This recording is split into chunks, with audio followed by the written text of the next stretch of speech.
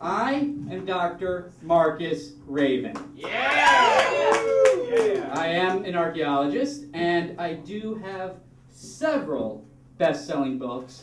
My first one, of course, being the international bestseller, Newark Messiah, This True Story of Jesus in New Jersey. It was not a big hit in America. However, it did turn a nice profit thanks to all the people that bought it to burn it. So, that. Of course, I did follow that book with the infamous Nazis Weren't That Bad, which played very well in the South. And, of course, you probably remember my biggest bestseller, which was the story of all the archaeological digs that I went on through the entire world to uncover different skeletons from famous people all over history, entitled Bones I've Touched.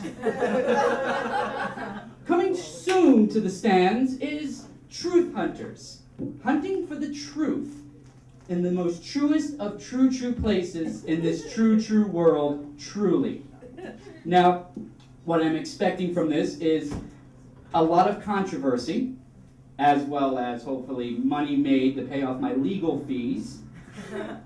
So I'm now going to read you an excerpt.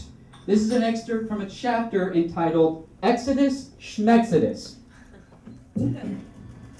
One of the many popular historical accounts to appear in the Bible was the tale of the Jews leaving behind their life of servitude in Egypt to wander the desert for 40 years. But through some startling and eye-opening evidence, I've learned that the Jews did not wander the desert. Oh no. Instead, they spent that 40-year period at a rest area 1 mile north of Exit 19. My team spent a month at this location after receiving a tip from an anonymous source named John Carver. We worked there under grueling and dangerous conditions. There was only one vending machine, and it contained only ice cream, or at least something that at one time believed it was ice cream. One provision in said machine was a hot fudge sundae that was placed in a round paper cup. After the destruction of several wooden spoons, we were about to admit defeat until Raphael suggested we use the pickaxes that we had brought with us. A brilliant idea that led to quite the feast that night. Now, during the excavation, we uncovered in an ancient Hebrew some startling writings on the bathroom stall.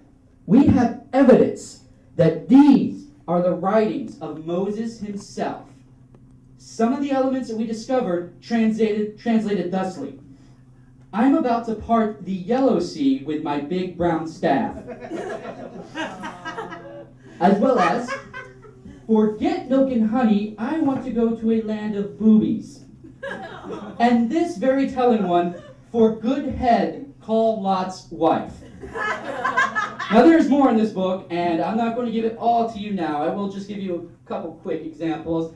We did discover that the Ten Commandments was written on toilet paper and was not kept in the Ark of the Covenant, but instead a trash can by the sink.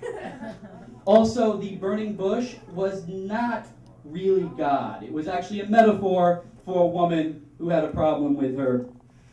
Well, you're just going to have to read the book now, aren't you?